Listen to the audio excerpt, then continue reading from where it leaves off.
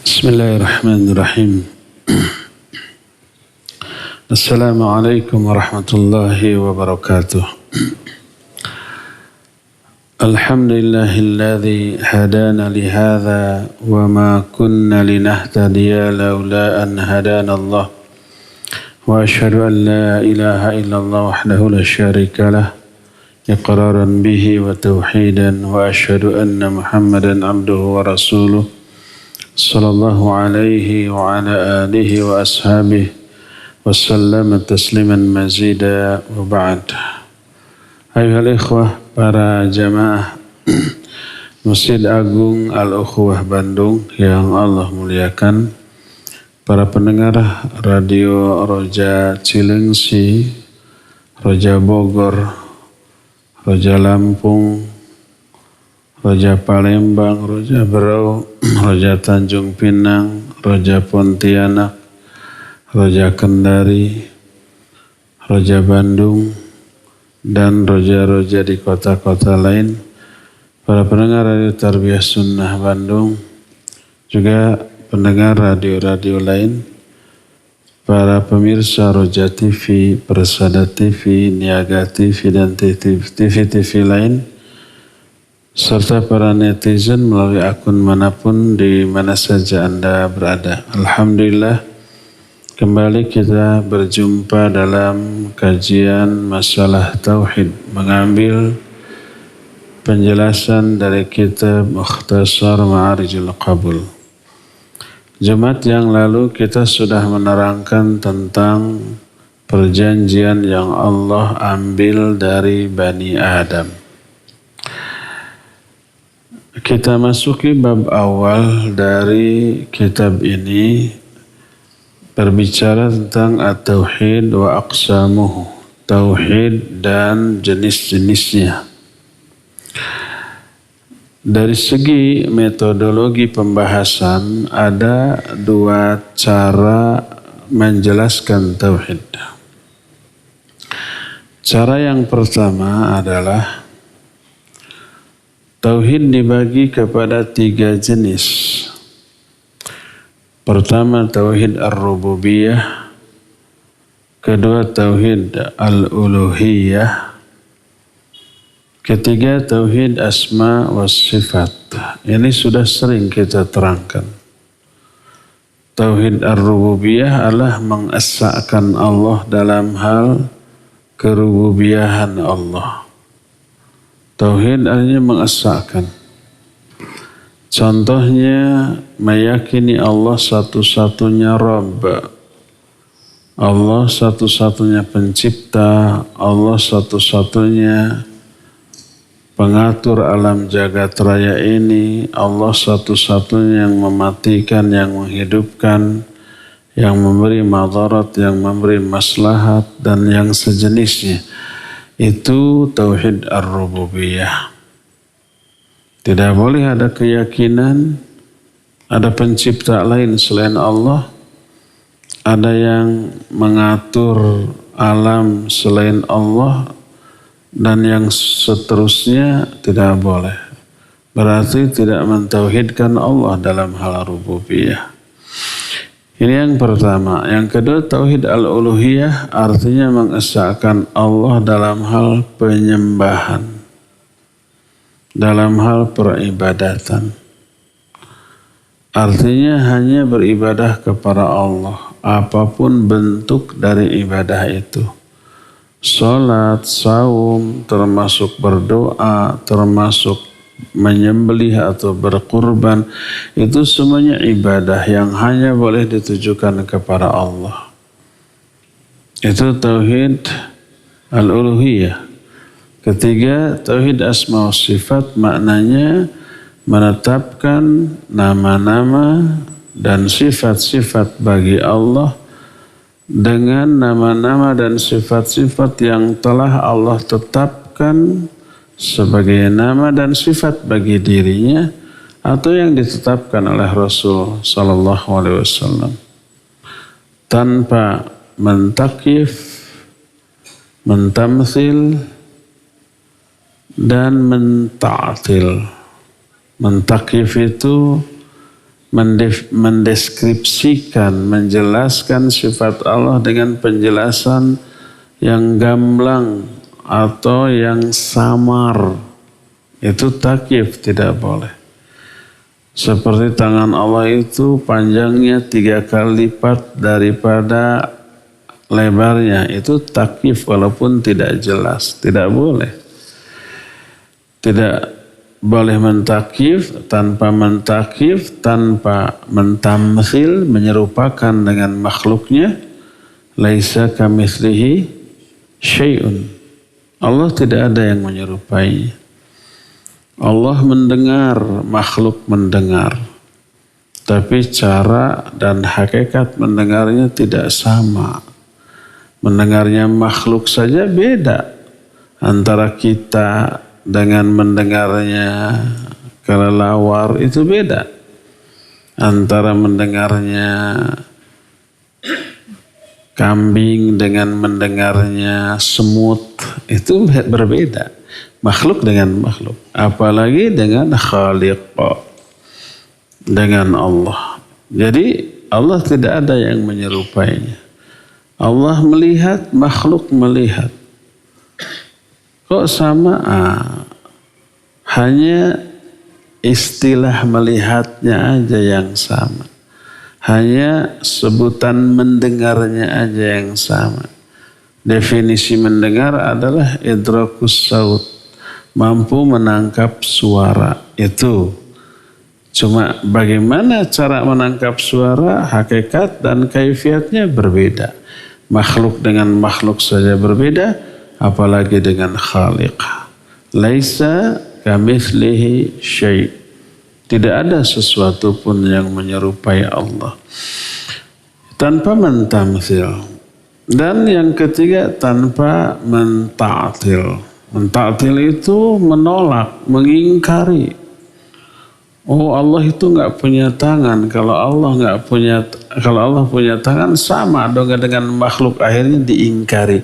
Pada Allah menyatakan yadullahi fawqa aydihim. Tangan Allah berada di atas tangan mereka. Terus bal yadahu mabsutatan. Bahkan kedua tangan Allah itu terbentang. Al-Quran. Lalu ditolak. Enggak, Allah enggak punya tangan. Kalau punya tangan sama dong dengan makhluk. Kita balikan. Kalau enggak punya tangan apa enggak sama dengan makhluk? Ada makhluk yang enggak punya tangan? Banyak. Ular enggak punya tangan tuh. Allah wajib diyakini punya tangan. Cuma bagaimana tangan Allah? Laisa kamitslihi syai'un. Tidak ada sesuatu pun yang menyerupainya. Tangan kita dengan tangan kursi aja berbeda. Kita punya tangan, kursi punya tangan. Beda apanya? Segalanya. Ukurannya beda, bentuknya beda, fungsinya beda, bahannya beda, segala macamnya beda. Tapi sama-sama disebut tangan. Itu makhluk dengan makhluk. Ayam punya tangan, enggak punya tangan, hanya punya kaki. Jadi kenapa Allah punya tangan diingkari hanya karena dianggap serupa dengan makhluk? Emang kalau enggak punya tangan enggak serupa gitu dengan makhluk? Serupa dong ya. Jadi tidak boleh ta'til, tidak boleh mengingkari. Nah, itu tauhid asma wa sifat. Itu sudah kita terangkan.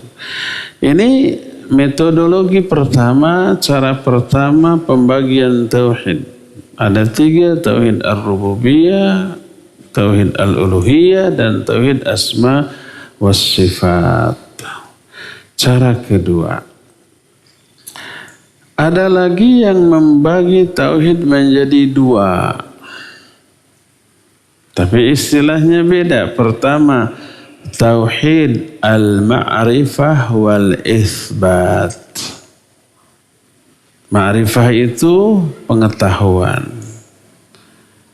ilmu. Itsbat itu menetapkan. Makna tauhid al-ma'rifah wal itsbat itu tauhid berupa pengetahuan, mengetahui dan menetapkan untuk Allah. Dan tauhid ma'rifah wal itsbat ini mencakup dua jenis tauhid, yaitu tauhid ar-rububiyah dan tauhid asma was sifat. Tauhid ar-rububiyah hanya berupa pengetahuan kita tentang Allah. Allah itu maha pencipta, maha pengatur, maha menghidupkan dan mematikan, maha memberi madarat atau memberi manfaat, maha pemberi rizki, maha menguasai. Itu pengetahuan, ma'rifah. Dan itsbat, dan kita menetapkan itu sebagai sifat bagi Allah. Termasuk tauhid asma wa sifat, mengenal, mengetahui nama-nama dan sifat Allah, lalu ditetapkan oleh kita sebagai nama dan sifat Allah. Dari mana mengenal nama dan sifat Allah? Bukan berdasarkan akal, fikiran, tapi berdasarkan keterangan dari Allah dan Rasulnya. Sebab tak ada yang tahu tentang nama dan sifat Allah kecuali Allah sendiri. Lalu Allah mengenalkan nama dan sifatnya kepada manusia melalui Quran dan hadis yang sahih. Hadis yang sahih juga wahyu dari Allah. Tidak bisa nama dan sifat Allah ditetapkan berdasarkan akal, perasaan, dugaan, rabaan. Enggak. Karena Allah tidak ada yang menyerupai makhluknya. Jadi dua jenis tauhid ar-rububiyah dan asma wa sifat ini disebut tauhid ma'rifah wal itsbat. Karena berupa pengetahuan dan kita menetapkan itu bagi Allah. Lalu tauhid ini pun disebut juga dengan tauhid al-ilmil khabaril i'tiqadi. Tauhid al-ilmi, al-khabari, al-i'tiqadi. Kenapa disebut tauhid al-ilmi? Karena hanya berupa ilmu. Kenapa disebut al-khabari? Karena ini info, khabar, berita dari Allah dan Rasulnya. Kenapa ini disebut i'tiqadi? Sebab menjadi keyakinan yang tertancap dalam diri kita tentang apa yang kita ketahui tentang Allah tersebut. Inilah jenis tauhid yang pertama, tauhid ma'rifah wal itsbat, atau disebut juga tauhid al-ilmi, al-khabari, al-i'tiqadi. Jenis kedua, tauhid at-talab wal qasd. Tauhid at-talab. At-talab itu tuntutan. Al-qasd itu tujuan. Ini yang dituntut oleh Allah. Ini yang menjadi tujuan dari Allah. Apa tauhid at-talab wal qasd? Inilah tauhid al-uluhiyah. Yaitu beribadah hanya kepada Allah. Mengesahkan Allah dalam hal peribadatan. Inilah yang dimaksud. Inilah yang dituntut oleh Allah. Dan itulah yang menjadi tujuan. Tujuan Allah mengenalkan dirinya kepada kita. Agar kita dalam menyembahnya, dalam beribadah ini disertai dengan bekal ilmu tentang yang kita sembah. Makanya nanti ketika menyembahnya disertai dengan perasaan khauf, roja, bukan roja radio. Roja artinya berharap, juga mahabbah, juga ikhlas, juga tawakal, juga khasyah, dan seterusnya. Karena dari pengenalan terhadap nama dan sifat Allah, perasaan-perasaan yang tadi disebutkan, sifat-sifat yang tadi disebutkan kepada Allah bakal muncul. Ada mahabbah kepada Allah, ada khauf, ada roja, ada khasyah, ada rahbah, ada khusyuk, ada ikhlas, ada tawakal, ada macam-macam.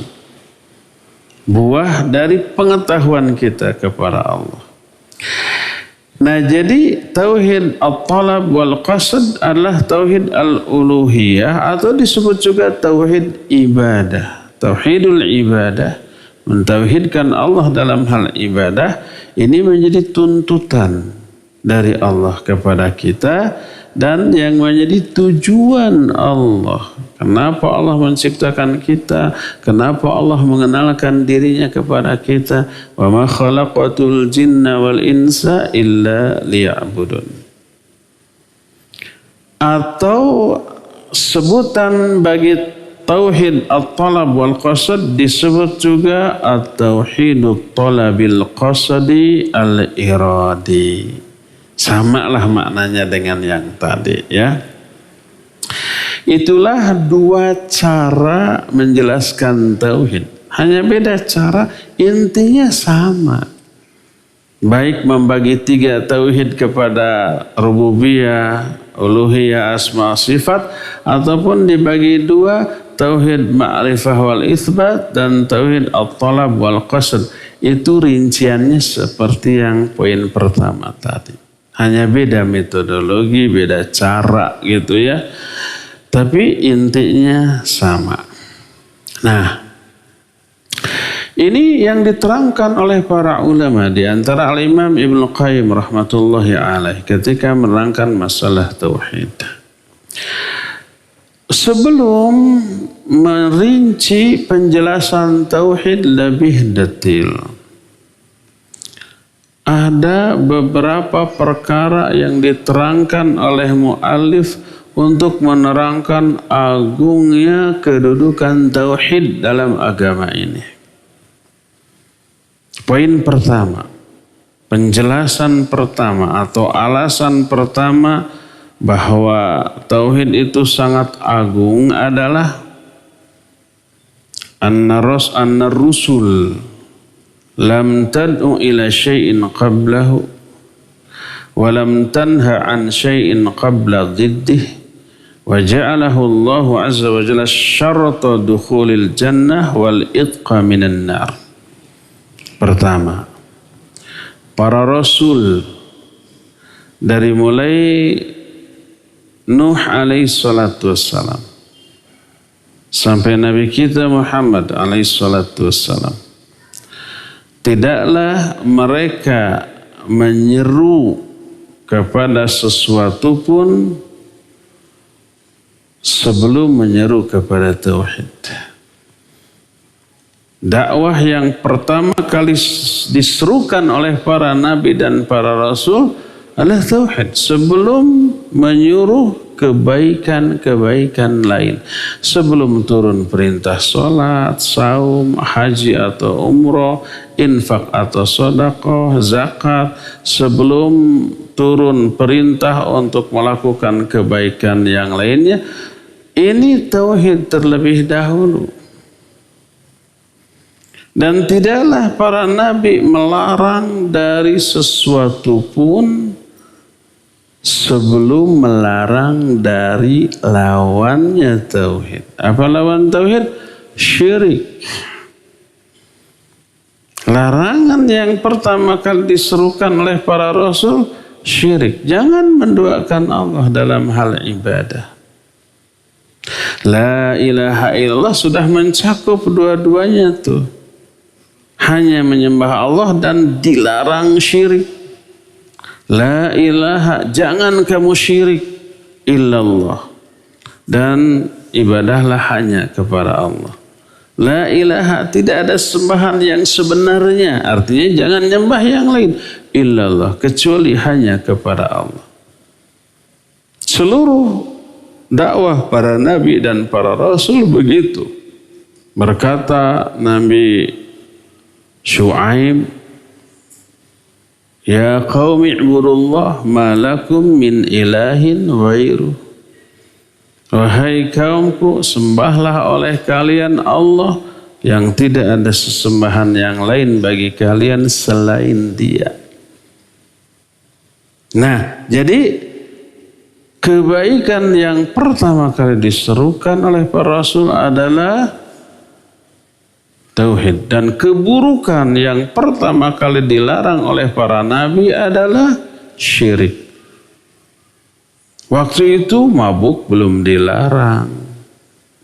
Waktu itu belum ada larangan riba. Para sahabat masih riba, masih mabuk, dan demikian juga keburukan-keburukan lain belum ada larangan kecuali syirik, itu yang dilarang. Nah, ini menjadi dalil tentang agungnya tauhid. Prioritas yang pertama dari agama ini adalah tauhid. Ini alasan pertama. Alasan kedua, annal Qur'ana kullahu fi taqriri tauhid bi anwa'ihi. Sesungguhnya Al-Quran itu seluruh ayatnya dari Al-Fatihah sampai An-Nas dengan tengah-tengah. Semua ayat Al-Quran itu untuk menetapkan tauhid dan jenis-jenisnya dan seluruh jenis tauhid. Tidak ada satupun ayat yang tidak berkaitan dengan tauhid. Kalau tuh ada perintah di awal, itu kalimat terakhir dari perintah itu pasti tauhid. Setelah merintahkan suatu, ujung dari ayat itu innallaha alimun hakim. Itu tauhid asma wa sifat. Bagaimana penjelasan rinci bahwa Quran seluruhnya berisi tauhid? Semua ayat berkaitan dengan tauhid. Ada 4 penjelasan. Pertama, imma khabarun anillahi azza wa jalla wa ma yajibu ayyusafa bih wa ma yajibu ayyunazzaha an wa huwa tauhidul ilmil khabaril i'tiqadi. Pertama, ayat tidak lepas dari 4 poin. Yang pertama, mungkin ayat itu berisi informasi tentang Allah, tentang sifat-sifat yang wajib untuk dirinya, atau yang wajib Allah itu disucikan dari sifat-sifat itu. Seperti Bismillahirrahmanirrahim. Jelas itu menyangkut sifat Allah dan nama Allah. Alhamdulillahirabbil alamin. Itu sifat Allah Rabbul alamin. Ar-Rahmanir Rahim, Maliki Yaumiddin. Apalagi iyyaka na'budu itu tauhid. Wa iyyaka nasta'in itu tauhid ar-rububiyah. Kemudian Al-Malikul Quddusus Salamul Mu'minul Muhaiminul Azizul Jabbarul Mutakabbir. Wallahu alladhi la ilaha illahu alimul ghaibi wasyahada warrahmanir rahim. Dan seterusnya. Itu informasi tentang Allah, tentang sifat-sifatnya yang wajib ditetapkan bagi Allah. Ada lagi sifat-sifat yang Allah wajib disucikan dari sifat itu. Seperti ayat kursi. Allahu la ilaha illa huwal hayyul qayyum. Itu masih nama dan sifat Allah. La ta'khudhuhu sinatu wa la naum. Itu sifat yang Allah tolak dari dirinya. Allah itu tidak dikenai rasa ngantuk ataupun tertidur. Tidur dan ngantuk itu sifat yang ditolak dari diri Allah. Wajib Allah disucikan dari sifat itu. Allah tidak pernah tidur, ngantuk pun tidak, lalai pun, melamun pun tidak pernah. Nah, jadi ini kemungkinan pertama. Ada ayat ayat mungkin yang berkaitan dengan asma dan sifat Allah. Kedua, wa imma da'watun ila ibadatihi wahdahu la syarikalah wa khala'a ma yu'badu min dunih wa huwa tauhidut talabil iradi. Kedua, mungkin ada ayat yang isinya ajakan untuk beribadah hanya kepada Allah dan tidak menyekutukannya, dan berlepas diri dari segala sesembahan selain Allah. Contohnya, ya ayyuhan nasu ubudu rabbakumul ladzi khalaqakum. Al-Baqarah ayat 21. Hei manusia, sembahlah oleh kalian Allah yang telah menciptakan kalian dan orang-orang sebelum kalian. Ini yang kedua. Ketiga, wa imma amrun wa nahyun wa ilzamun bi ta'atih fadzalika min huquqit tauhid wa mukammilatuhu. Ketiga, mungkin ayat tersebut berisi perintah ataupun larangan. Suruhan, aqimus shalah wa atuz zakah, kutiba alaikumus siyam kama kutiba alal ladzina min qablikum, wa atimul hajja wal umrata lillah. Dan banyak lagi perintah-perintah atau larangan. La taqtulu auladakum khasyata imlaq.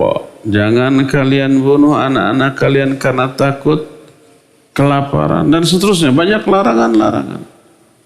Perintah atau larangan atau mewajibkan untuk mentaati Allah. Melaksanakan perintah Allah, menjauhi larangan Allah, apa kaitannya dengan tauhid? Itu adalah hak-hak tauhid dan penyempurna tauhid. Siapa yang bertauhid kepada Allah wajib ditunaikan hak dari tauhid itu. Apa hak tauhid? Lakukan perintah dari zat yang kita tauhidkan dan jauhi semua larangan-larangannya. Jadi kita menahan diri dari ghibah, menahan diri dari dusta, menahan diri dari mencela, itu menunaikan hak tauhid. Oleh karena itu, kapan saya lupa ya menjelaskan bahwa di dalam perintah untuk berbuat baik kepada sama manusia atau larangan dari berbuat buruk kepada sesama makhluk, di dalamnya ada pelaksanaan tentang hak Allah. Kalau kita langgar larangan tersebut, melanggar hak Allah. Umpamanya kita menggibahi sesama orang, kita menghina sesama manusia, kita tajasus mengorek-ngorek dan menyebarkan kesalahan manusia. Jangan dikira itu hanya dosa kepada sama manusia. Yang pertama kali dilakukan oleh si pelaku ghibah tadi adalah melanggar hak Allah. Karena Allah yang melarang hal itu, ya enggak? Wala talmizu anfusakum wala tanabazu bil alqab. Jangan kalian saling menghina di antara sama kalian, jangan saling memberikan gelar-gelar yang buruk. Ijtanibu katsiran minadh-dhann inna ba'dadh-dhanni itsam. Jauhi kebanyakan prasangka. Sebagian prasangka itu suudzon, itu dosa. Wala tajassasu wala yaghtab ba'dukum ba'dha. Jangan kalian bertajassus, nyari-nyari, ngorek-ngorek, nyungkil-nyungkil kesalahan orang. Jangan sebagian kalian menggibahi sebagian yang lain. Itu kan larangan Allah. Ada hak Allah yang harus kita tunaikan dalam interaksi sosial, dalam kehidupan bermasyarakat. Begitu kita tajassus, berghibah, suudzon, menghina, mencela, memberikan gelar-gelar yang buruk, maka yang pertama kita lakukan adalah melanggar larangan Allah, melanggar hak Allah. Wa ta'awanu 'alal birri wat taqwa. Bertolong-menolonglah kalian dalam kebaikan dan takwa. Ketika kita menolong sesama orang, sama manusia dalam kebaikan, dalam ketakwaan, maka yang pertama kali kita lakukan menunaikan hak Allah. Karena Allah yang merintahkan itu. Wala ta'awanu 'alal itsmi wal 'udwan. Jangan kalian tolong-menolong dalam dosa dan permusuhan. Ketika kita saling menolong dengan sesama kawan dalam hal keburukan, dalam hal dosa, yang pertama kali kita lakukan melanggar hak Allah. Jadi melaksanakan perintah Allah, menjauhi semua larangannya, berkaitan erat dengan tauhid, yaitu hak-hak tauhid dan penyempurna tauhid. Ayat yang melarang, ayat yang melanggar itu adalah tidak lepas dari tauhid. Itu yang ketiga. Yang keempat, poin yang keempat, wa imma khabarun an ikramihi li ahli tauhid wa ma fu'ila bihim fid dunya minan nasr wat ta'id wa ma yukrimuhum bihi fil akhirah wa huwa jaza'u tauhidihi, atau khabarun an ahli syirki wa ma fu'ila bihim fid dunya minan nakal wa ma yuf'alu fil uqba minal adzabi fa huwa jaza'u man kharaja an hukmi tauhidihi. Keempat, mungkin ayat tersebut berkaitan atau berupa informasi, berita, pemberitahuan tentang bagaimana Allah memuliakan ahli tauhid, bagaimana Allah memperlakukan mereka di dunia dalam bentuk memberi pertolongan, dalam bentuk memberikan dukungan, menguatkan. Ya ayyuhalladzina amanu in tansurullaha yansurkum wa yuthabbit aqdamakum. Idh tastaghithuna rabbakum fastajaba lakum anni mumiddukum bi alfin minal malaikati murdifin. Wa ma ja'alahu Allahu illa busyra wa litatma'inna bihi qulubukum.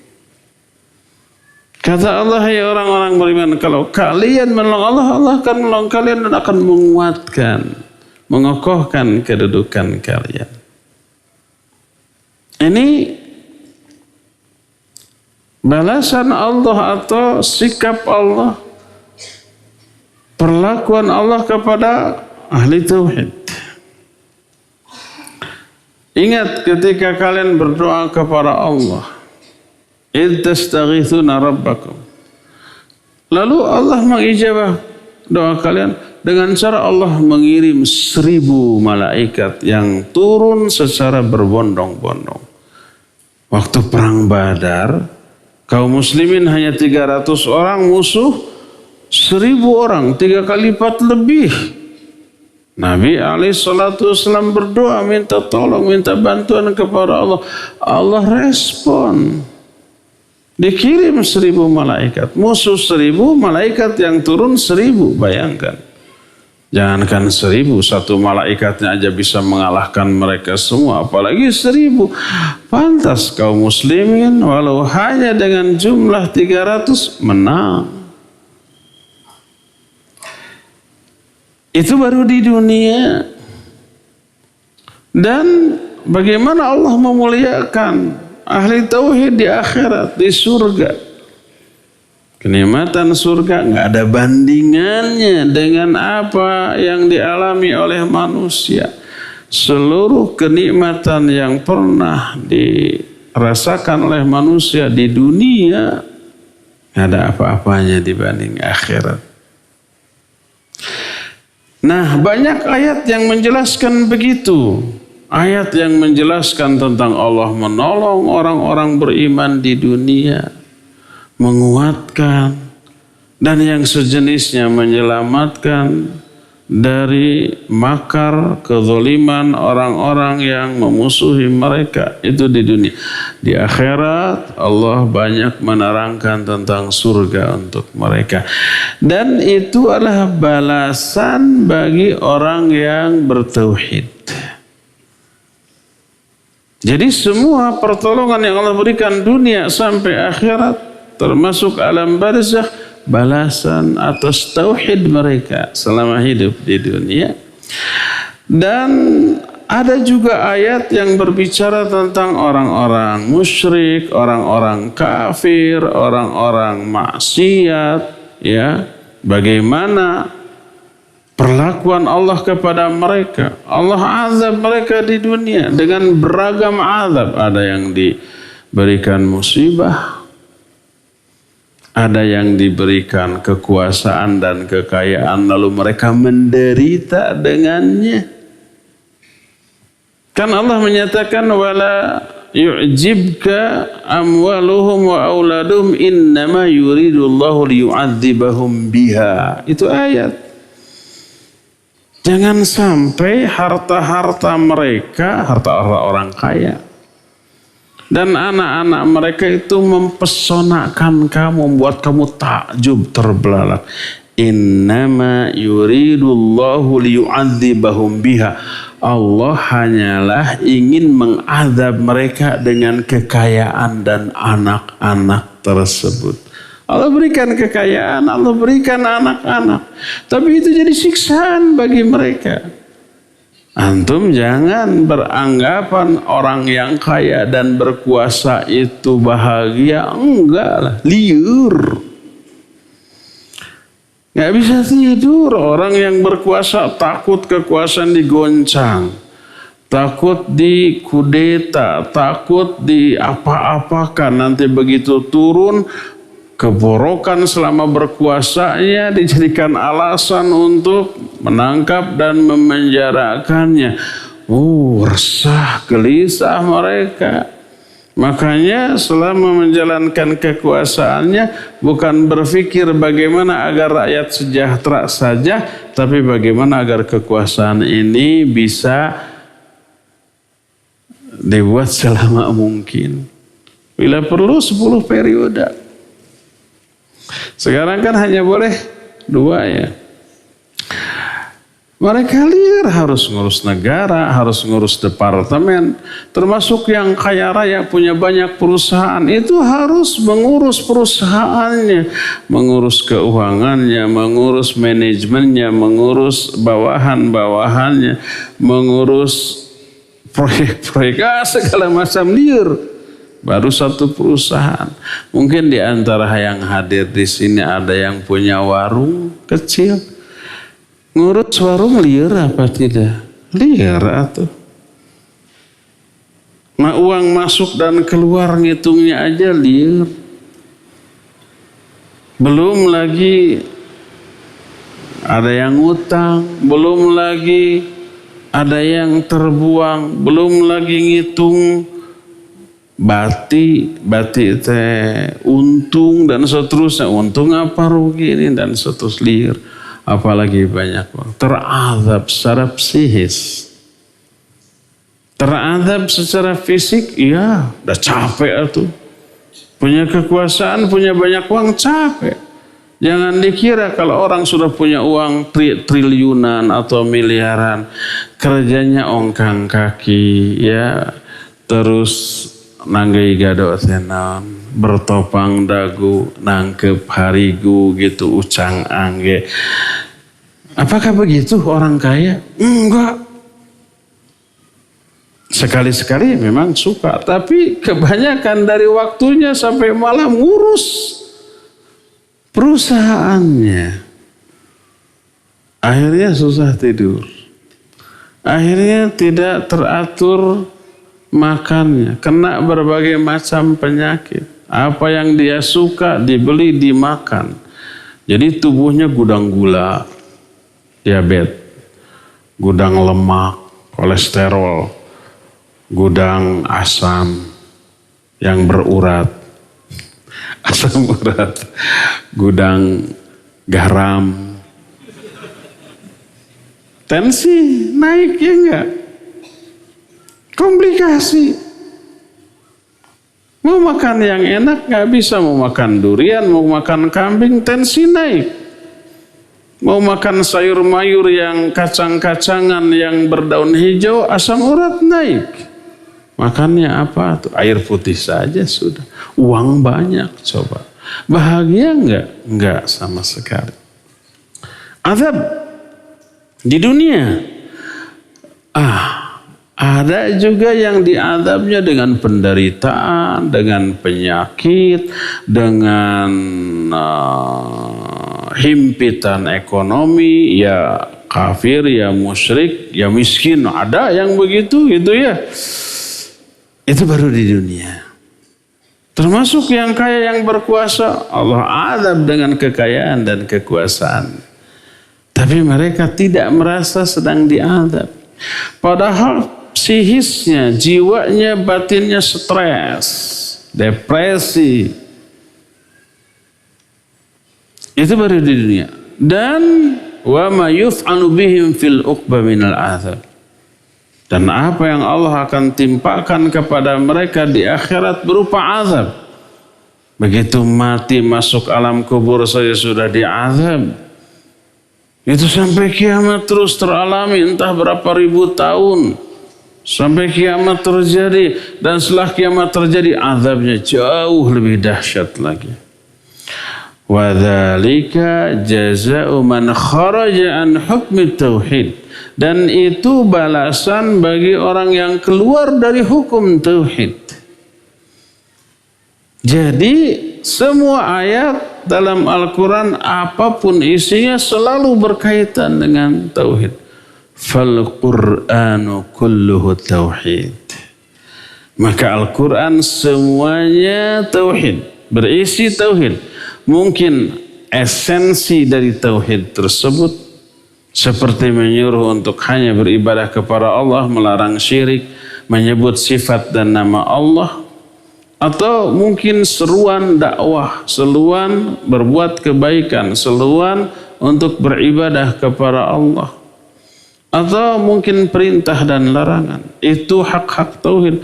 Atau tentang sejarah masa lalu, atau tentang penjelasan surga dan neraka di akhir hayat atau di akhir alam terakhir akhirat nanti. Itu semuanya balasan bagi tauhid, ya.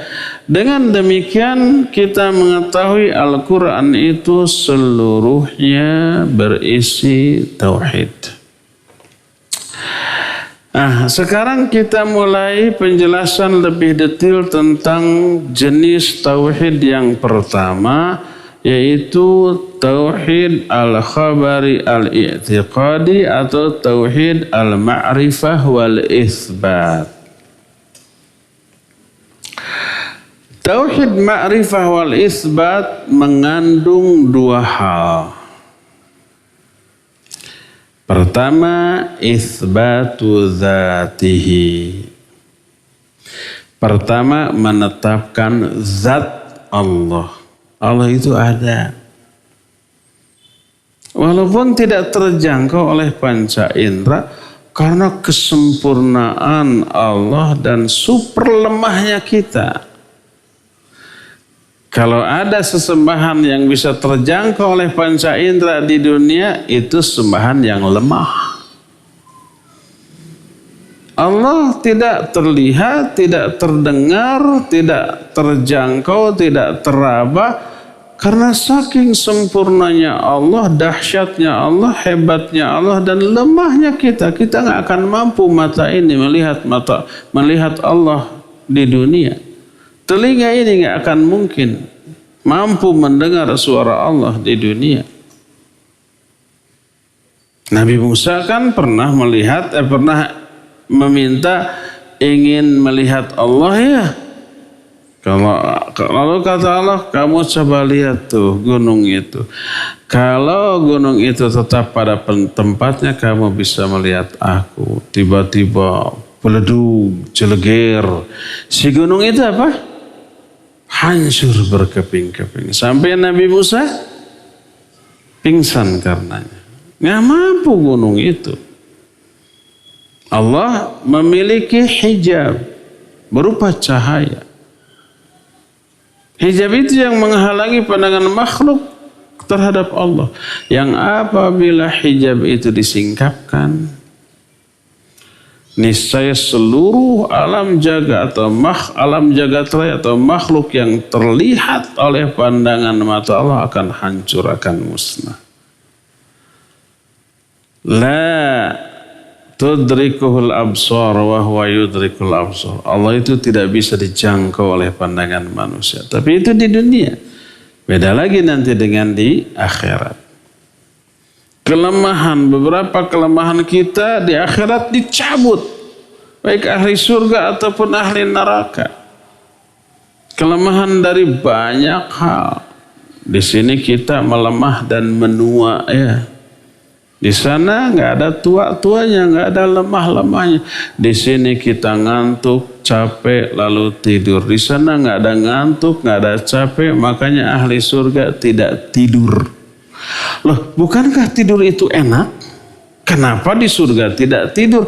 Enak teh bagi yang lemah. Lemah, merasakan capek, merasakan ngantuk. Butuh tidur, ya tidur nikmat. Tapi coba bagi orang yang segar bugar, suruh tidur, dalieur tuh. Kalau tidur itu nikmat secara hakiki, niscaya kita seharian mending tidur atau kalau libur mah enggak, liur tidur teh. Apalagi di saat kita harus bersenang-senang, terus kita tidur, rugi banget itu ya, rugi. Maka ahli surga tidak tidur. Apa kerjanya? Senang-senang terus, happy-happy. Kelemahan manusia dicabut dari beberapa aspek. Mereka tidak mati, mereka tidak sakit, mereka tidak lelah, mereka tidak tua, mereka tidak mengalami kesedihan, kecemburuan, keburukan apapun tidak. Nah itu di akhirat. Makanya di akhirat ahli surga bisa melihat Allah Azza wa Jalla tanpa madarat sedikit pun. Jadi yang pertama dari tauhid ma'rifah wal itsbat adalah itsbatu dzatihi, menetapkan zatnya. Dalam arti Allah itu ada, Allah itu eksis walaupun tidak terjangkau. Dan inilah yang dengan istilah lain disebut tauhid ar-rububiyah. Menetapkan zat Allah termasuk bagian dari tauhid ar-rububiyah. Dan nanti kita akan bahas.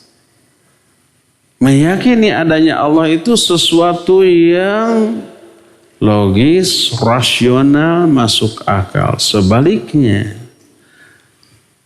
mengingkari adanya Allah itu sebuah kebodohan. Sebuah keyakinan yang tidak masuk akal, tidak realistis, tidak logis, tidak bisa diterima oleh akal pikiran orang. Atau jangankan adanya Allahnya. Sekarang gini, ini gelas di tangan saya. Kalau saya mengatakan gelas ini nggak ada yang bikin, nggak ada yang buat, jelek gue ada di sini. Nggak ada yang bikinnya, nggak ada yang buatnya. Cuk tiba-tiba. Ada yang percaya? Nggak ada yang percaya. Dusta, bohong, nggak masuk akal. Gelas ada dengan sendirinya. Ini pasti ada yang buat. Dan yang buatnya bukan sembarangan, ahli, makanya bagus gitu kan. Herang, ngagenclang, terus simetris gitu ya, bulet. pokoknya mah bagus aja. Makanya laku dijual.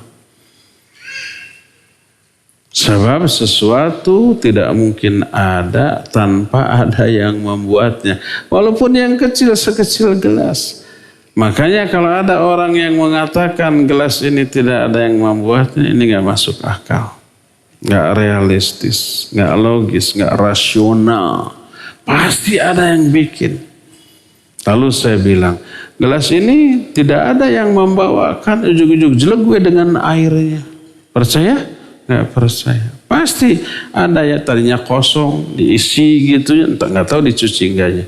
Diisi terus dibawa ke sini gitu ya. Ada pasti, siapa nggak tahu, pokoknya ada lah. Walaupun kita tidak tahu orangnya, nggak peduli, pasti ini ada orang yang bikin, ada yang menuangkan airnya, ada yang membawanya ke sini dengan tujuan tertentu pasti juga agar saya minum. Nanti insya Allah saya minum. Ini baru kecil, simple, kecil. Bayangkan alam jagat yang gede, teratur, berjalan selama entah ribuan atau jutaan tahun yang lalu sampai hari kiamat. Dengan benda-benda besar, ada matahari, ada bulan, ada bintang, ada berbagai macam planet yang katanya jumlahnya miliaran atau triliunan. Mereka beredar pada orbitnya dengan kecepatan yang tertentu, dengan garis edar yang tetap, tidak melenceng. Dan jarak satu planet dengan planet lain itu begitu klop, begitu pas, tidak saling mendekat sampai berbenturan, tidak saling menjauh sehingga lepas, tidak ada lagi gaya tarik-menarik. Konon antara matahari dan bulan dan bumi yang kita injak juga jaraknya itu harus pas. Mendekat sedikit, kebakar ini bumi. Menjauh sedikit, beku ini semua kehidupan di bumi, kan gitu ya. Itu beredar entah berapa ribu tahun atau juta tahun yang lalu. Konon katanya usia dunia sudah jutaan tahun. Wallahu a'lam. Mustahil ini ada dengan sendirinya dan mustahil tidak di-manage, tidak diatur. Pasti ada yang bikin dan setelah bikin tidak culjen, bahasa Sunda ya. Tidak culjen itu tidak dibuat lalu dibiarkan begitu saja. Enggak, pasti diatur, dimanage, dipelihara dengan manajemen yang super sempurna. Siapa yang membuat dan memanagenya? Dialah Allah Azza wa Jalla. Jadi meyakini adanya Allah itu sesuatu yang sangat rasional, logis dan masuk akal. Mengingkari adanya Allah dan meyakini dunia ini bleg ada dengan sendirinya, berjalan dengan sendirinya, sama aja dengan menyatakan gelas ini jelek ada dengan sendirinya, jalan sendiri, nuangin air sendiri di sini, kemudian mencelok di sini. Sesuatu yang mustahil dan tidak masuk akal. Nah, jadi tauhid ma'rifah wal isbat, pertama isbatu dzatihi, menetapkan zat Allah Ta'ala, dan itu tauhid ar-rububiyah. Yang kedua isbatu asma'ihi wa sifatihi, menetapkan nama-nama dan sifat bagi zat tadi. Dan ini tauhid asma wa sifat. Poin pertama yang kita akan jelaskan adalah argumentasi, dalil, alasan tentang keberadaan Allah, bahwa Allah itu ada, bahwa Allah itu eksis. Dan Al-Quranul Karim memberi obat dan bimbingan kepada orang yang meragukan keberadaan Allah Subhanahu wa Ta'ala. Dibimbing dengan cara disuruh mentadabburi, menelaah, memikirkan alam dan juga dirinya. Perhatikan alam, jagat raya. Perhatikan diri sendiri. Wa fi anfusikum afala tubsirun. Dirimu tuh, tidakkah kamu perhatikan? Nah, di antara ayat-ayat Allah dalam Al-Quran yang membimbing manusia untuk meyakini keberadaan Allah adalah pertama, Al-Quran surah Tur ayat 35 sampai 37. Allah berfirman, am khuliqu min ghairi syai'in am humul khaliqun. Apakah mereka ini diciptakan padahal sebelumnya tidak ada, ataukah mereka menciptakan diri sendiri? Sesuatu ada karena 3 kemungkinan. Kemungkinan pertama, dia ada dengan sendirinya tanpa ada yang menciptakan. Kemungkinan ini tertolak secara akal dan realita. Kemungkinan kedua, dia menciptakan dirinya sendiri. Ini juga mustahil, tertolak secara akal dan realita. Karena sebelum dia ada, dia tidak ada. Dan ketika tidak ada, mustahil dia sudah menjadi pencipta walaupun menciptakan dirinya sendiri. Harus rada mikir sedikit. Terfahami apa tidak? Ini argumen yang menolak bahwa sesuatu ada karena dia menciptakan dirinya sendiri. Ini nggak bisa diterima ya. Kenapa? Karena sebelum dia ada, dia tidak ada. Dan ketika tidak ada, mustahil dia sudah menjadi pencipta walaupun menciptakan dirinya sendiri ya. Ngerti apa? Faham? Ngerti dan faham. Jadi 2 kemungkinan ini tertolak. Kemungkinan ketiga, suatu ada karena ada yang mengadakannya. Ada yang membuatnya, ada yang menciptakannya. Dan inilah yang rasional, yang masuk akal, yang realistis. Maka Allah mengungkit, menyentil hal ini. Kata Allah, am khuliqu min ghairi syai'in am humul khaliqun. Apakah mereka itu diciptakan padahal sebelumnya tidak ada, atau mereka menciptakan diri sendiri? Mikir, menciptakan diri sendiri nggak mungkin. Oh, pasti ada yang menciptakan. Secara naluriah langsung melahirkan keyakinan, iya, saya nggak mungkin ada dengan sendirinya, tapi saya ada karena diciptakan. Dalam Sahih Bukhari dan Sahih Muslim dari Jubair bin Mut'im radhiyallahu an, waktu itu dia masih musyrik, masih kafir. Tapi dia mendengar Rasul sallallahu alaihi wasallam dalam salat maghrib membaca surah Tur. Surah ke-52 ya, surah Tur. Ketika sampai kepada ayat 35 sampai 37, Allah menyatakan, am khuliqu min ghairi syai'in am humul khaliqun am khalaqus samawati wal arda bal la yuqinun am indahum khazainu rabbika am humul musaitirun. Apakah mereka diciptakan padahal tadinya tidak ada, atau mereka menciptakan diri mereka sendiri? Atau apakah mereka yang menciptakan langit dan bumi? Mereka sendiri tidak yakin. Atau apakah mereka memiliki perbendaharaan ilmu Allah, atau mereka yang dikuasai oleh Allah? Berkata Jubair bin Mut'im, kada qalbi ayyatir. Hampir-hampir hatiku melayang terbang mendengar ayat ini.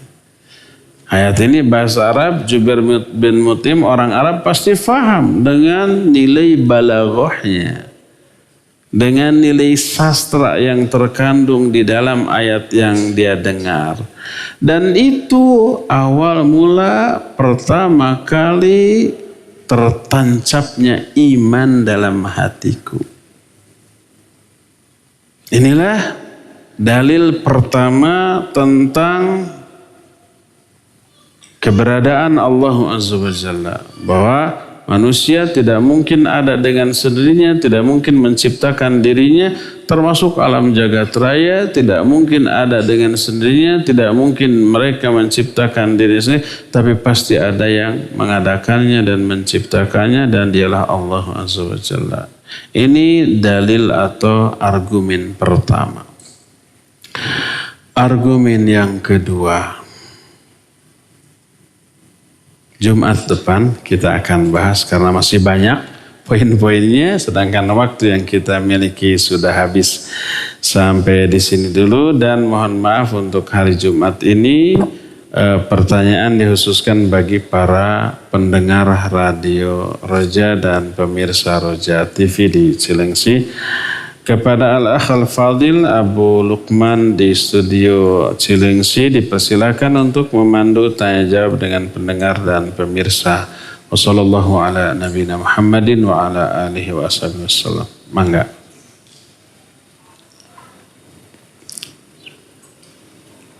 Jazakallahu khairan, kami sampaikan kepada Ustaz Abu Haidar As-Sunnawi hafizahullah ta'ala yang telah memberikan nasihatnya kepada kita.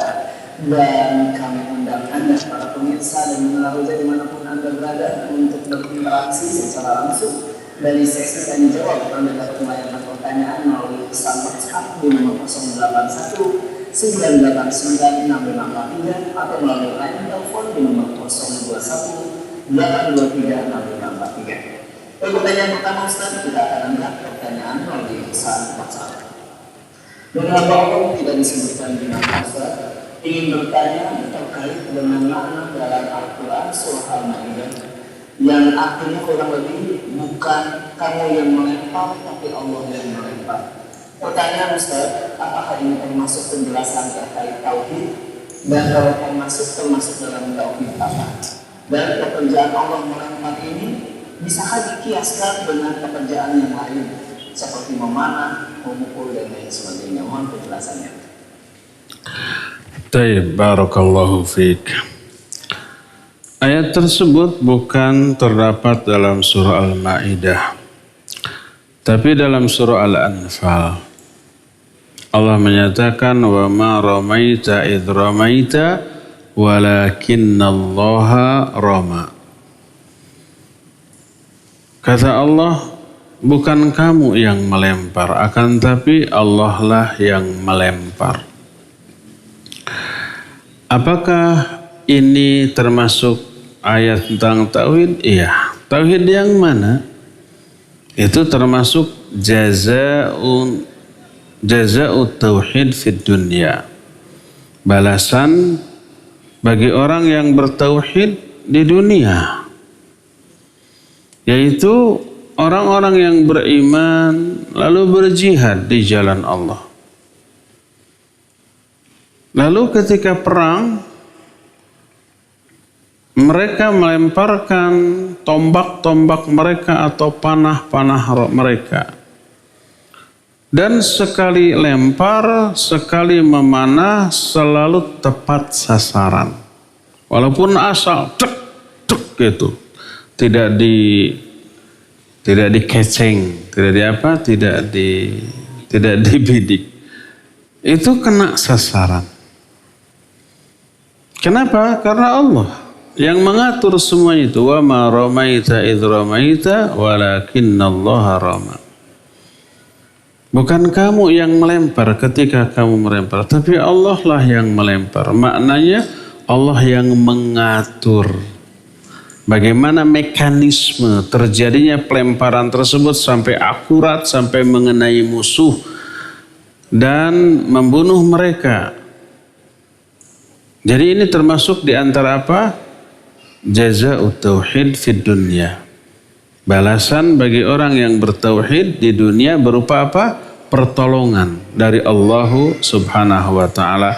Sesuai dengan firman Allah, in tansurullaha yansurukum wa yuthabbit aqdamakum. Kalau kamu menolong agama Allah, Allah akan menolong kamu dan akan memantapkan, menguatkan kedudukan kamu. Ya, demikian. Wallahu a'lam bissawab. Silakan lagi.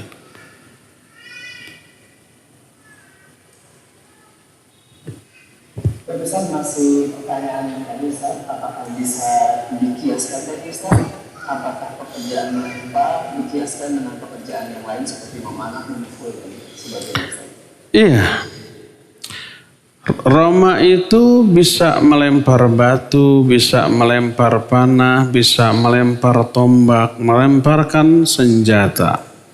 Bisa dikiaskan kalau ke zaman sekarang kan sudah nggak ada lagi panah.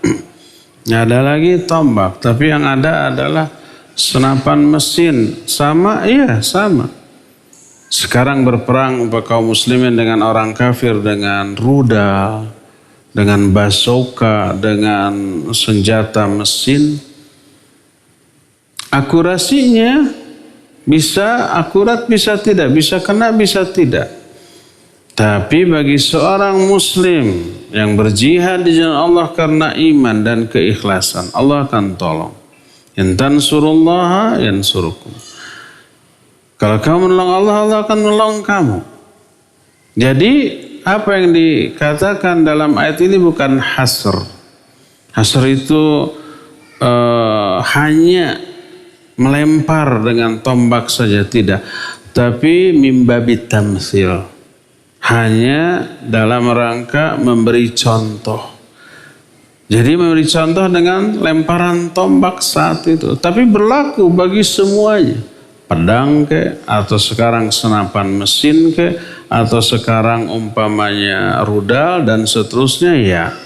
Seorang muslim yang berjihad dalam rangka li'ila'i kalimatillah, untuk membuat kalimah Allah tinggi, melawan orang-orang kafir yang akan menghancurkan agama dan kaum muslimin ini, Allah akan tolong, Allah akan bantu. Salah satu bentuk bantuan pertolongannya itu adalah wa ma ramaita idh ramaita walakinnallaha rama. Ya, sama ini dengan granat ke, dengan peluru ke, dengan bazooka, dengan tank, dengan rudal, insyaallah sama. Wallahu a'lam.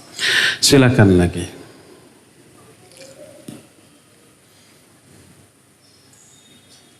Jazakallahu khairan Ustaz atas penjelasannya, dan berikutnya kita coba angkat penanya melalui telepon 021 823 6543. Kami persilahkan. Assalamualaikum. Waalaikumsalam warahmatullahi wabarakatuh. Dengan siapa di mana Bapak? Dengan Budi di perjalanan. Baik, silakan Bapak. Saya mau tanya, kalau kita membeli vaksin itu di sisi-sisi kuburan, jadi kan kalau misalnya ada kubur itu ada tanda lebih ya, itu kita vaksin dulu, karena kalau misalnya itu terdetek, itu hukumnya apakah masuk ke hukum undang-undang atau bagaimana? Ustaz, mohon nasihat Ustaz. Itu saja. Assalamualaikum warahmatullahi wabarakatuh. Waalaikumsalam warahmatullahi wabarakatuh. Afan menaruh apa tadi di kuburan? Paving block. Oh iya.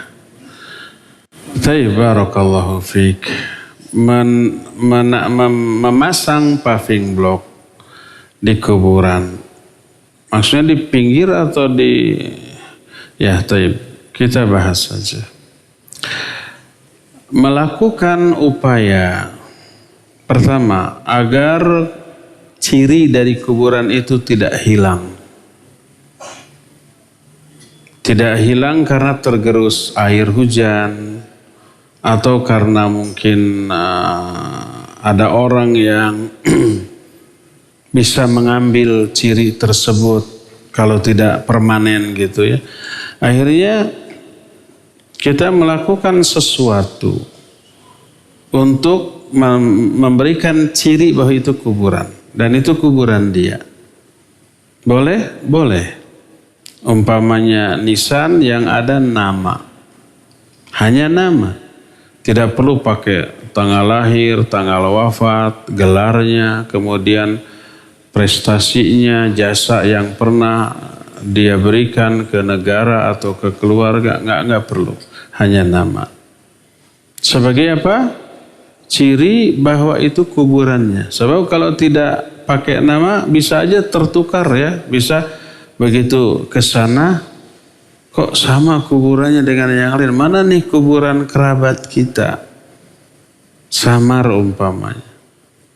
Maka boleh memberikan tanda. Tanda pertama bahwa itu kuburan, kedua bahwa itu kuburan dari kerabat kita, mungkin orang tua, mungkin sahabat atau siapa. Baik dengan nama ataupun dengan tanda sesuatu yang menunjukkan itu kuburannya, ya. Ada itu sebatas itu. Adapun mempaving blok seluruh kuburannya, maka itu melebihi dari kebutuhan. Jadi kebutuhan yang kita inginkan hanyalah mengetahui pertama bahwa itu kuburan, yang kedua bahwa itu kuburan dari orang yang kita maksud. Hanya untuk tujuan itu. Adapun upaya yang berlebih seperti menembok atau mempaving blok gitu ya, atau kuburannya itu sekelilingnya dipakai tanda dengan bata atau paving block dan seterusnya, itu melebihi dari kebutuhan pokok. Nanti dikhawatirkan merembet, kagok tengahnya aja juga akhirnya di paving block, kagok akhirnya terus di semen dan seterusnya, bisa berlanjut begitu. Jadi cukup dengan memberikan satu tanda bahwa itu kuburan dan itu adalah kuburan orang yang kita maksud. Jangan lebih dari hal itu. Wallahu a'lam. Silakan lagi.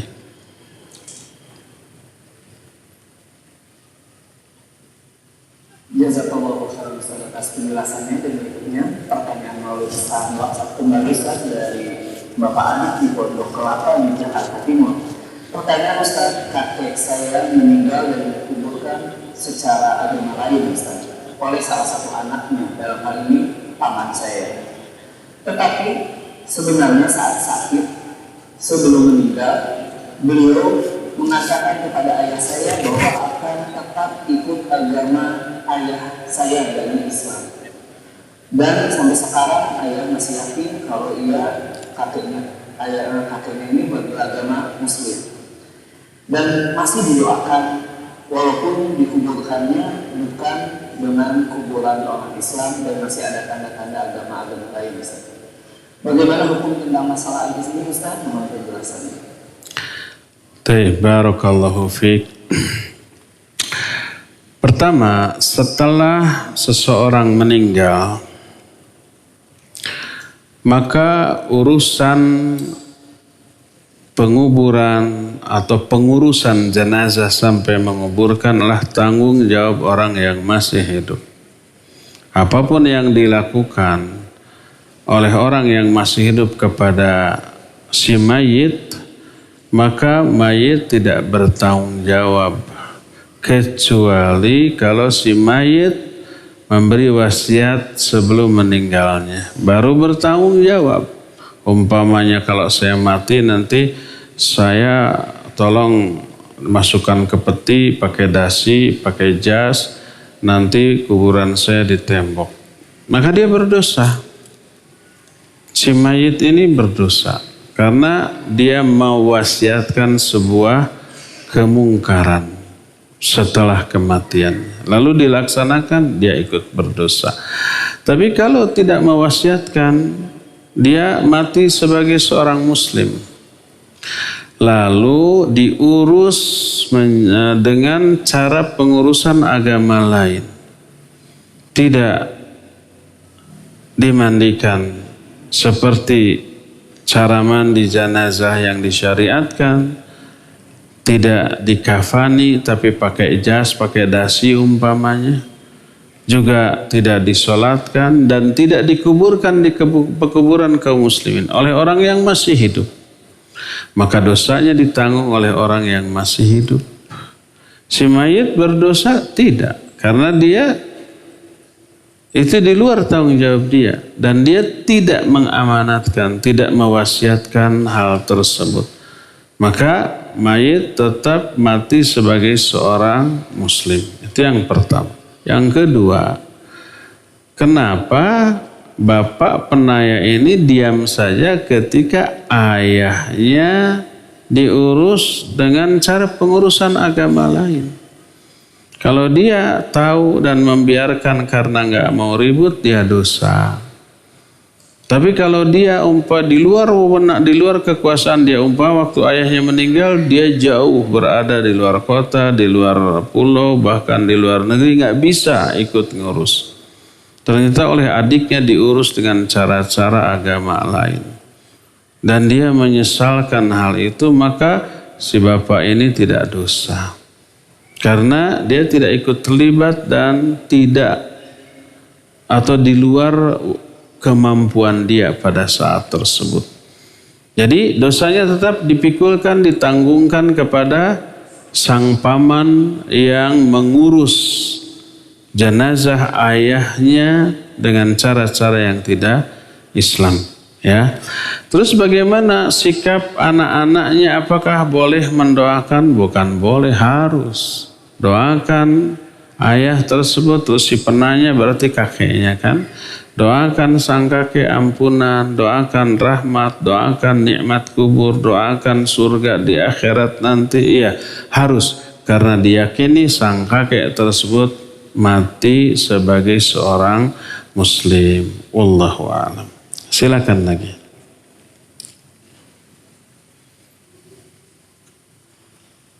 Jazakallahu khairan atas penjelasannya, dan berikutnya kami akan angkat penanya kembali melalui line telepon. Kami persilakan. Iya, silakan. Waalaikumsalam warahmatullahi wabarakatuh. Dengan siapa di mana, Bapak? Dengan Sulaiman di Walter. Baik, silakan Sulaiman. Harusnya pertanyaan pekan kemarin. Iya. Ini masalah anak yang meninggal sebelum balik.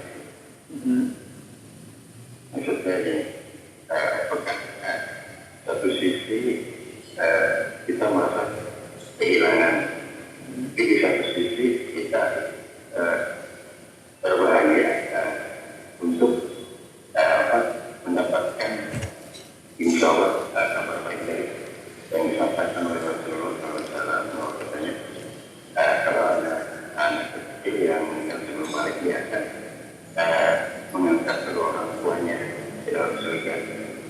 Nah, apakah harapan seperti ini tidak berlebihan?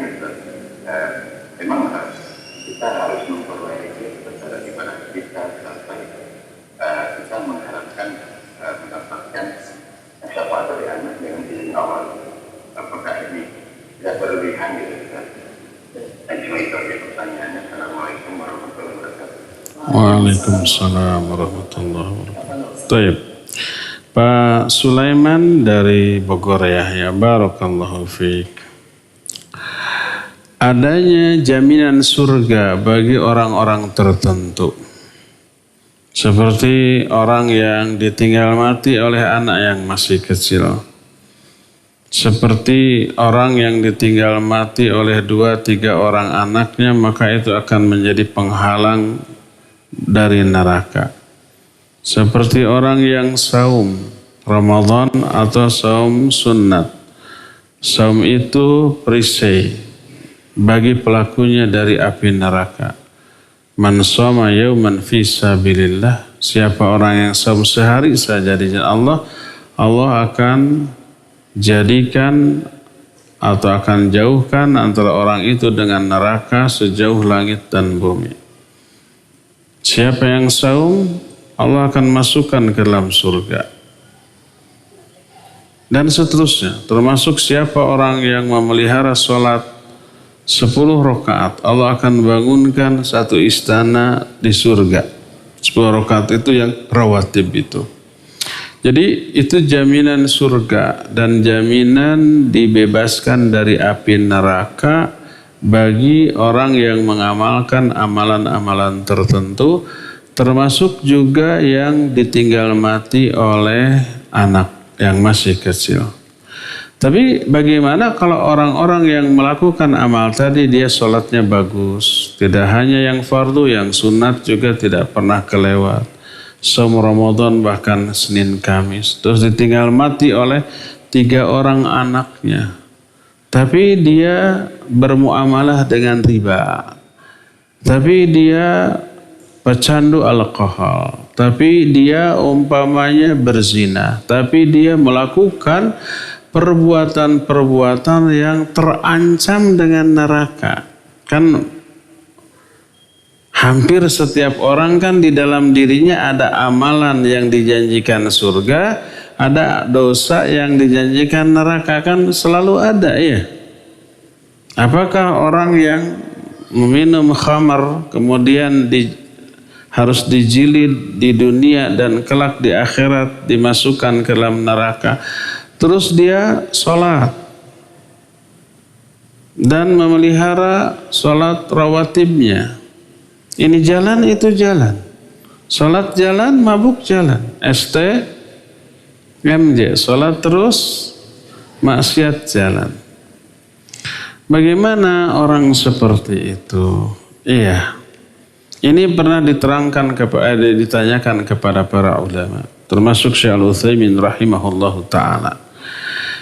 Kata beliau pertama bahwa adanya jaminan surga bagi orang-orang tertentu seperti yang ditinggal mati oleh anak, atau orang yang saum, atau orang yang memelihara 10 rakaat sholat rawatib.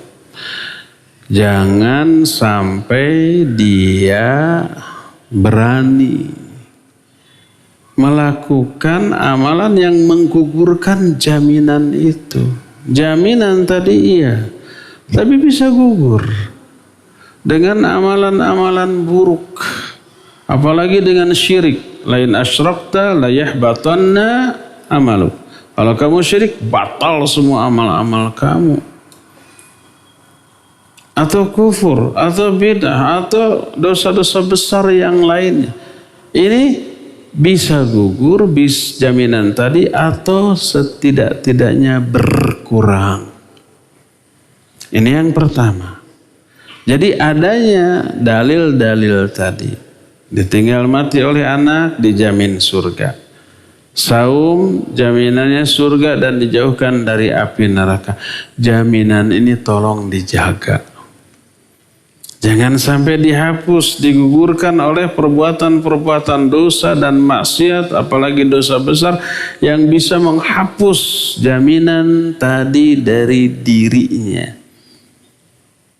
Oleh karena itulah maka seluruh jaminan tadi, jaminan surga, jaminan diselamatkan dari api neraka, dan ancaman neraka bagi pelaku-pelaku keburukan, nanti semuanya itu dikalkulasi. Mana yang lebih dominan? Apakah yang lebih dominan ini jaminan surga dan jaminan diselamatkan dari api neraka, atau yang lebih dominan ancaman neraka bagi pelaku dosa-dosa besar? Nanti dikalkulasi, ditimbang. Seluruh jaminan surga, jaminan diselamatkan dari api neraka, ini merupakan pahala yang besar. Ancaman dosa ini merupakan dosa keburukan. Nanti ditimbang, dikalkulasi. Karena dengan ayat fa amma man thaqulat mawazinuhu fahuwa fi 'ishati radiyah. Wa amma man khaffat mawazinuhu fa ummuhu hawiyah. Adapun orang yang berat timbangan amal kebaikan, dosanya ada, tapi dosa ini lebih ringan daripada kebaikan. Dosanya lebih ringan, lebih berat ke pahalanya. Fahuwa fi 'ishati radiyah. Dia akan berada dalam kehidupan yang bahagia. Wa amma man khaffat mawazinuhu, adapun orang yang ringan kebaikannya berarti dosanya lebih gede. Ancaman neraka bagi dia lebih berat daripada jaminan surganya. fa ummuhu hawiyah. Tempat kembalinya di neraka hawiyah. Wa ma adraka ma hiya, tahu enggak kamu apakah neraka hawiyah itu? Narun hamiyah. Nah, jadi adanya jaminan surga bagi orang-orang tertentu. Jaga, jangan sampai ini gugur. Jangan sampai ini terhapus. Jangan sampai minimal ini berkurang oleh dosa-dosa dan kemaksiatannya. Adanya jaminan surga atau jaminan dijauhkan dari neraka harus membuat kita lebih hati-hati dalam berucap dan berperilaku. Jangan sampai ucapan atau perilaku kita ini menghapus, menggugurkan semuanya itu. Ingat kepada hadis yang diterima dari Abu Hurairah radhiyallahu an tentang dua orang bersahabat. Kata Nabi SAW, ada dua orang sahabat. Satu ahli maksiat, satu ahli ibadah. Ketika ahli ibadah ini berkunjung kepada sahabatnya, dia sedang bermaksiat. Ditegur, ittaqillah. Wada' ma ta'mal. Takutlah kamu kepada Allah dan tinggalkan amal yang sedang kamu lakukan. Apa jawabnya? Khallini wa rabbi. Biar ini urusan aku dengan Allah. Berpisah. Beberapa hari setelah itu datang lagi, masih melakukan kemaksiatan yang sama. Ditegur lagi. Jawabannya sama. Sampai 3 kali. Setelah 3 kali, sang ahli ibadah ini berkata, Wallahi la yaghfirallahu lak. Demi Allah, Allah tidak akan mengampuni dosa kamu. Ini kata si ahli ibadah. Di akhirat keduanya dipanggil. Allah menegur ahli ibadah, man dalladhi yata'alla alayya annani la aghfir li fulan. Siapa yang waktu di dunia berani bersumpah atas namaku bahwa aku tidak akan mengampuni si fulan? Qad ghafartu lahu wa ahbatu amalak. Aku ampuni dosa si fulan ini dan aku gugurkan semua amalan kamu. Amalan ahli ibadah yang memvonis sahabatnya dengan vonis yang hanya layak dilakukan oleh Allah. Mengampuni dosa manusia itu wewenang siapa? Wewenang Allah, hak Allah. Direbut sama dia dengan mengatasnamakan Allah. Wallahi la yaghfirullahu lak. Demi Allah, Allah tidak akan mengampuni dosa kamu. Bayangkan. Ini ucapan ringan. Tapi menggugurkan semua kebaikan atau semua jaminan surga untuk dia karena amal-amal ibadah. Gugur dengan satu kalimat ringan. Kata Abu Hurairah, takallama bi kalimatin au baqat dunyahu wa akhiratahu. Orang ini sudah mengatakan satu kalimat yang menghancurkan dunia dan akhirat dirinya. Dengan ucapan tersebut, pahalanya, kebaikannya, jaminan surganya dicabut oleh Allah. Nah, ini menunjukkan dosa, ucapan ataupun perbuatan sangat mungkin bisa menghapus garansi tadi.